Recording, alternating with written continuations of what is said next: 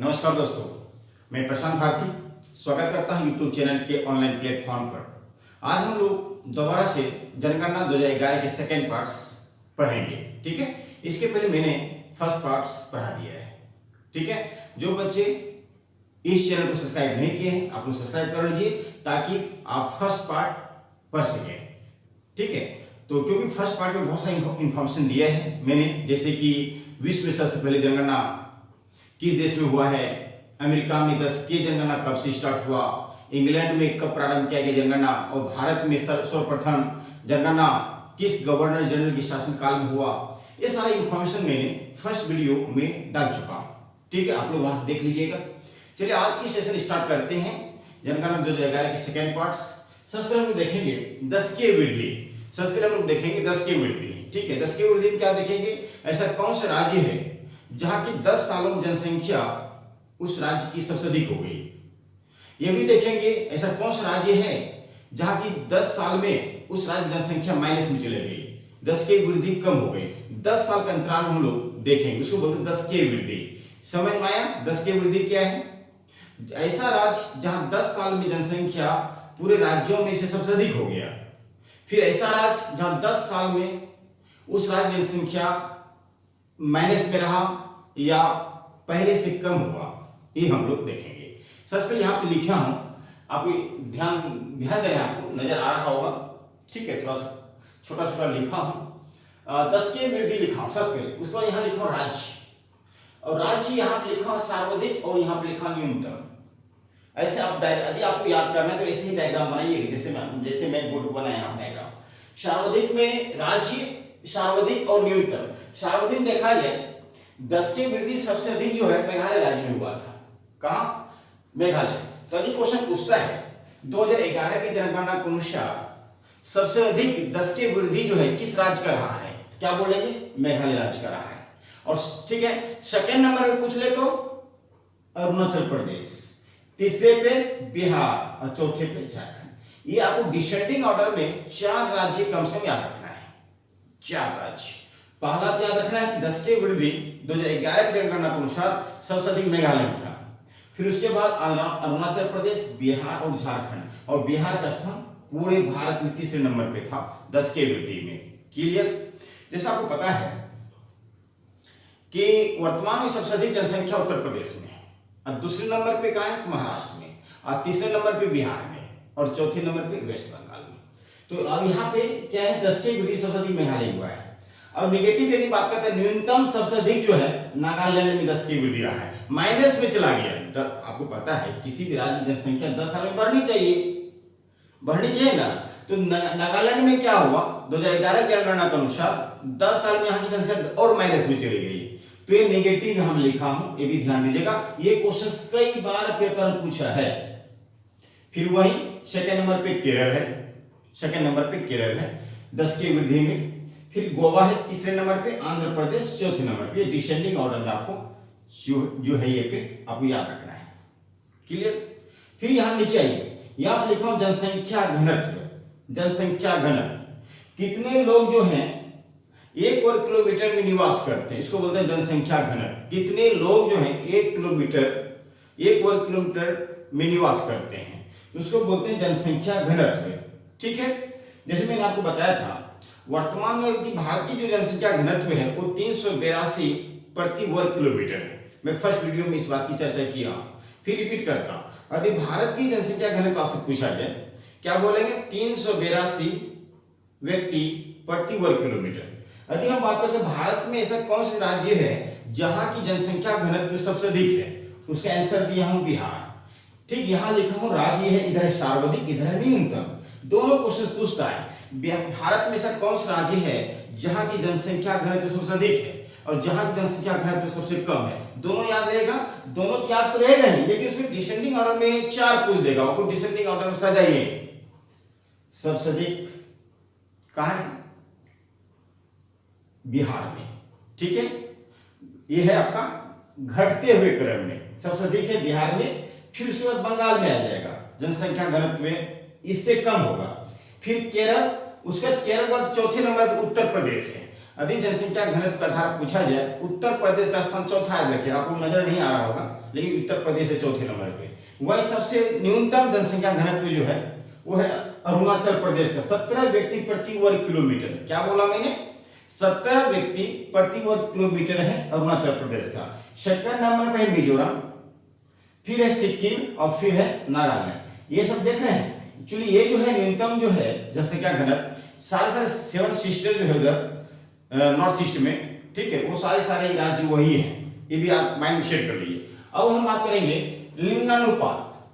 1000 पुरुषों में महिलाओं की संख्या सबसे अधिक और सबसे कम किन किन राज्यों में, उसको बोलते हैं लिंगानुपात। क्या बोलते हैं?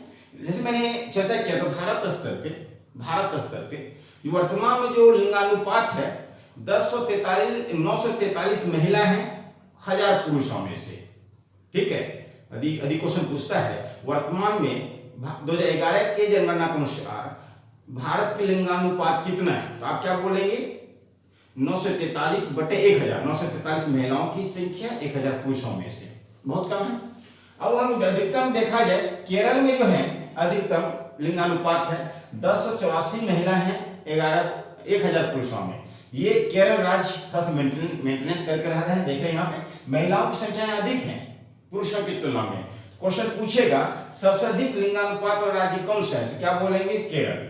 उस सेकंड नंबर पे तमिलनाडु, तीसरे नंबर पे आंध्र प्रदेश, चौथे पे छत्तीसगढ़। वहीं न्यूनतम के लिए हम बात करते हैं, हरियाणा में महिलाओं की संख्या बहुत कम है पूरे भारत में से 879 बटे 1000 पुरुषों में से महिलाओं की संख्या कितना है? 879 याद रखिएगा। ये भी क्वेश्चंस कई बार पूछे हैं, भारत में से कौन सा राज्य है जिस राज्य की जनसंख्या जो लिंगानुपात सबसे कम है? हरियाणा। सेकंड पे है जम्मू कश्मीर और थर्ड पे है सिक्किम और चौथे पे है पंजाब। क्लियर? आइए साक्षरता दर बात करते हैं। साक्षरता दर तो यहाँ पे लिखा हूं राज्य और इधर लिखा हूं अधिकतम, इधर लिखा हूं न्यूनतम। तो जैसा आपको पता है समान बात है, किसी से पूछिएगा कि सबसे अधिक पढ़े लिखे लोग जो हैं किस राज्य में है, तो आप समान से बात लोग कहते हैं केरल में। और सबसे कम पढ़े लिखे राज्य कौन सा है, तो बिहार में सबसे कम है। यहाँ पे केरल देख रहे हैं, केरल में सबसे अधिक है पढ़े लिखे लोग 94%। वहीं पे सेकंड नंबर पे मिजोरम आएगा, तीसरे पे त्रिपुरा और चौथे पे गोवा। न्यूनतम यदि बात करें बिहार में सबसे कम पढ़े लिखे लोग हैं 61.8% है। सेकंड नंबर पर अरुणाचल प्रदेश, तीसरे राजस्थान, चौथे पे झारखंड। ये आपको जो है घटते क्रम में है, ठीक है, तो इस बात को भी ध्यान रखना है। यहाँ तक क्लियर? ठीक है। अब हम बात करेंगे अनुसूची जाति, एससी जिसको बोलते हैं, अनुसूची जाति एससी जिसको बोलते हैं। तो याद रखिएगा यहाँ लिखा हूं राज्य और इधर लिखा हूं अधिकतम, इधर लिखा हूं प्रतिशत में। इसकी चर्चा हम लोग एक साइड तो हम प्रतिशत भी करेंगे, एक जैसे हम लोग अधिकतम की बात करेंगे, ठीक है। यहाँ समझ में आया? जैसा आपको पता है लगभग 20 करोड़ की जनसंख्या एससी है भारत में, ठीक है, ठीक है। पहले लगभग 16 करोड़ माने जाते हैं, 20 करोड़ समझिएगा। और वह एसटी की संख्या भारत में 10 करोड़ के आसपास है। ओके, तो उत्तर प्रदेश में सबसे अधिक एससी है जो अनुसूचित जाति है। क्वेश्चन पूछेगा भारत में ऐसा कौन सा राज्य है जहां अनुसूचित जाति सबसे अधिक है, तो क्या बोलेंगे? उत्तर प्रदेश। तो सेकंड नंबर पूछ ले तो वेस्ट बंगाल, तीसरे पे बिहार, चौथे पे आंध्र प्रदेश। क्लियर? वही न्यूनतम देखा प्रतिशत यदि बात करते हैं तो प्रतिशत में पंजाब में सबसे अधिक है। प्रतिशत के आधार पे पंजाब में एससी की संख्या जो है वो सबसे अधिक है प्रतिशत के आधार पे। वह हिमाचल प्रदेश सेकंड नंबर पे, वेस्ट बंगाल में तीसरा, उत्तर प्रदेश चौथा आ जाएगा। तो अब प्रतिशत के आधार पर आपको शायद समझ में नहीं आया होगा, तो समझने का प्रयास कीजिएगा।